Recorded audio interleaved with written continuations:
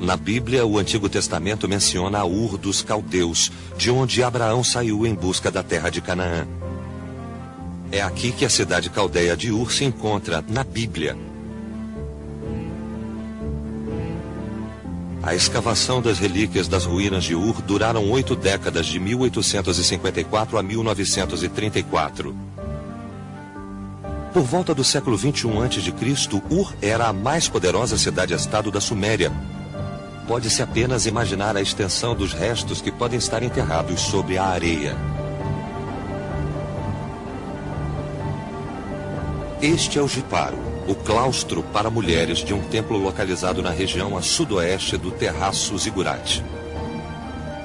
Destas ruínas pode-se facilmente imaginar a grandeza da cidade-estado de Ur, com seus diversos prédios de tijolos.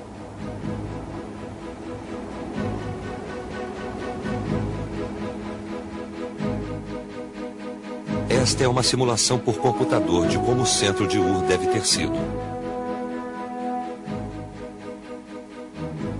Na parte central da cidade foram encontrados o santuário, o palácio real e o cemitério real. Eles ficavam cercados por um muro sólido que fortificava a cidade. A parte noroeste da cidade murada continha um estaleiro. Mas no fim o percurso do Eufrates afastou-se 20 quilômetros e a região tornou-se um deserto.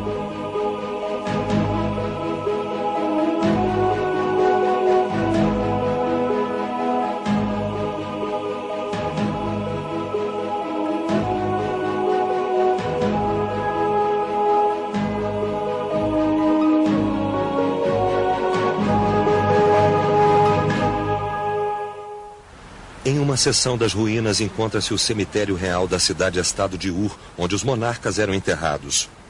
O Palácio dos Mortos achado aqui é um exemplo especialmente magnífico. Este local chama-se o Grande Fosso da Morte, devido à grande quantidade de cadáveres encontrada aqui. As evidências indicam que muitas pessoas vivas foram enterradas com os mortos. Essas relíquias majestosas demonstram a prosperidade e a importância do reinado de Ur. Aqui vemos os elmos de ouro recuperados da tumba de Mescalandug, uma peça criada a partir de várias lâminas de ouro. Estas são a lira e a adaga de ouro da rainha.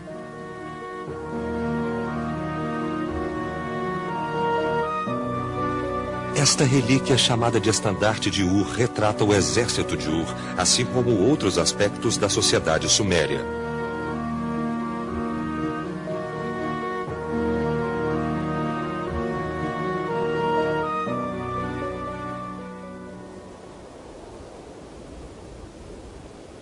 O zigurate encontrado em Ur está relativamente bem preservado. Originalmente ele tinha 3 níveis, mas hoje apenas um andar permanece.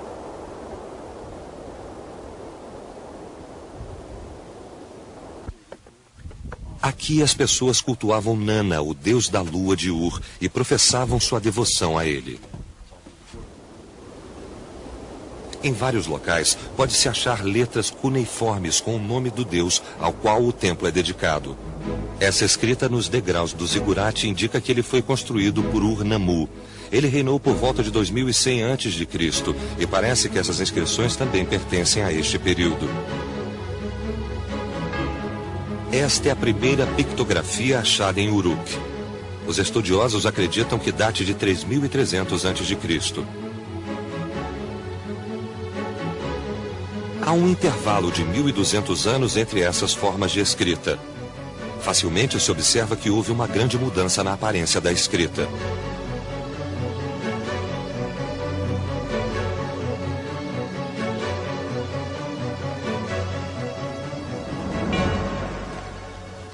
Durante esses 1200 anos, que tipo de mudanças a escrita inicial sofreu?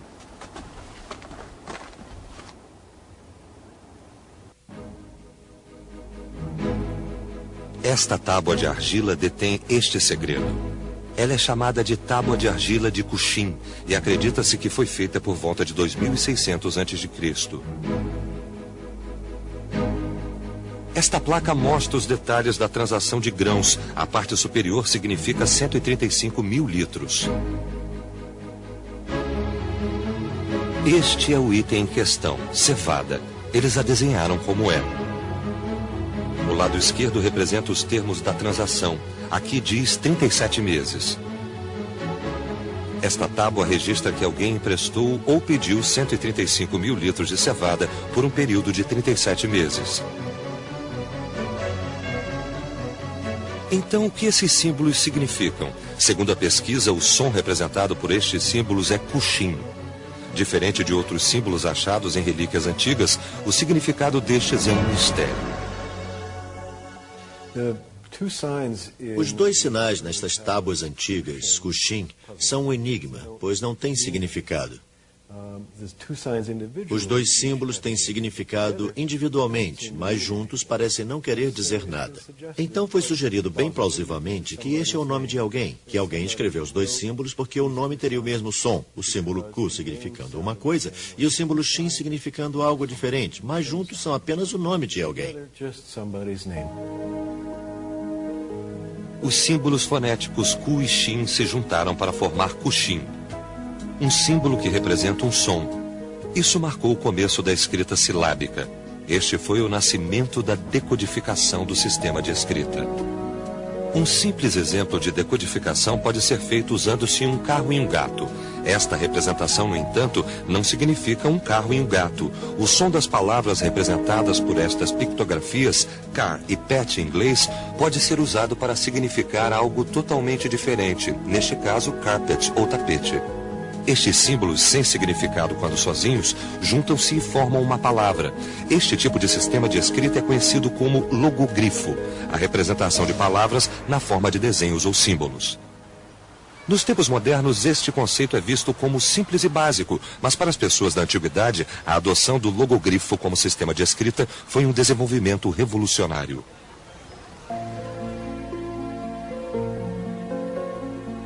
Com a adoção de símbolos mais complexos, o número de cuneiformes caiu de 1.500 para 600. Os desenhos previamente complicados tornaram-se mais simples.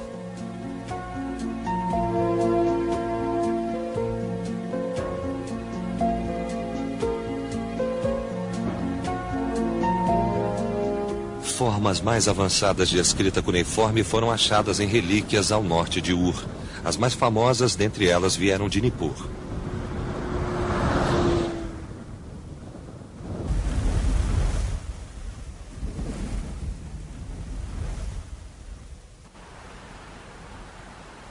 Nippur era uma cidade da região da Suméria que prosperou até metade do segundo milênio antes de Cristo.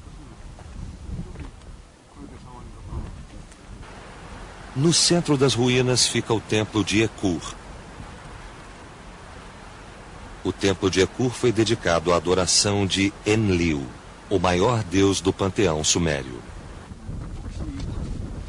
Enlil era adorado como deus supremo da Suméria. O rei de cada cidade-estado suméria só podia ascender ao trono após receber a bênção de Enlil, do santuário de Nippur. Em Nippur, esta informação era gravada com um tipo de escrita cuneiforme bem intrincada.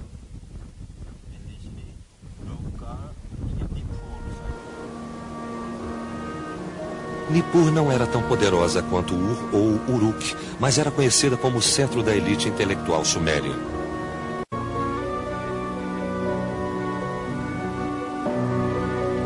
Em uma seção das ruínas de Nippur, os arqueólogos fizeram uma incrível descoberta, uma biblioteca com 40.000 tábuas.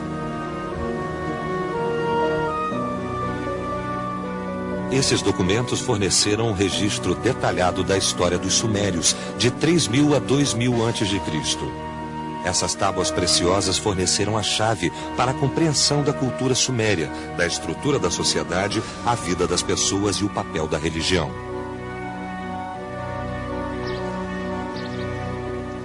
Entre esses documentos foi encontrada uma tábua que continha um ensaio sobre uma escola onde se aprendia a escrita cuneiforme.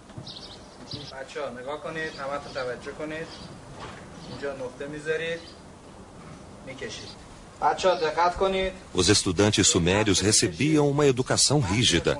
A maior parte de seus estudos envolvia leitura, escrita e memorização da escrita cuneiforme. O Uma das primeiras coisas que eles aprendiam a fazer era uma tábua, após amassarem a argila em um formato circular. Então, eles faziam um quadrado.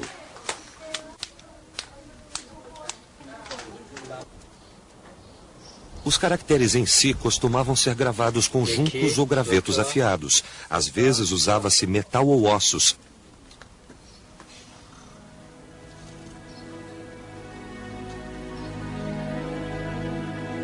A capacidade de ler e escrever não era comum na Suméria.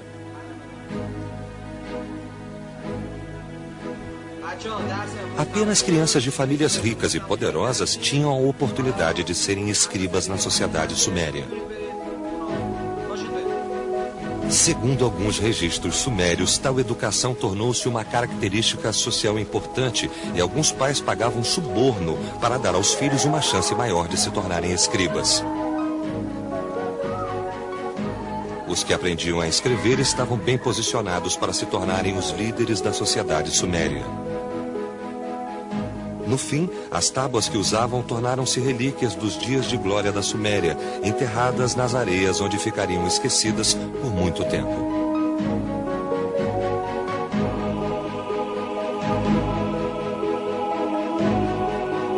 Após milhares de anos de espera, elas conseguiram retornar à humanidade, onde voltaram a ser úteis ao fornecer informações sobre sua sociedade.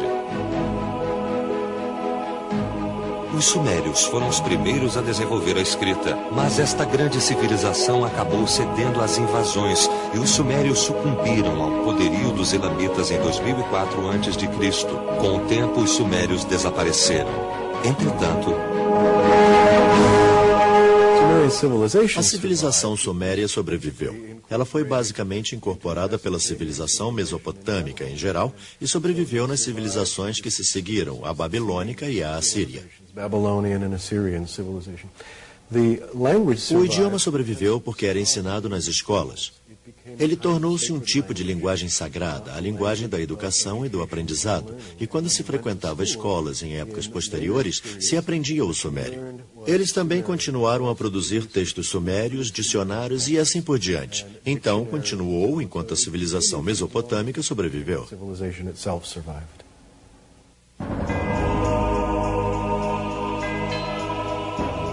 Há muito tempo, no vale fértil de um rio, no coração da Mesopotâmia, os seres humanos construíram sua primeira civilização.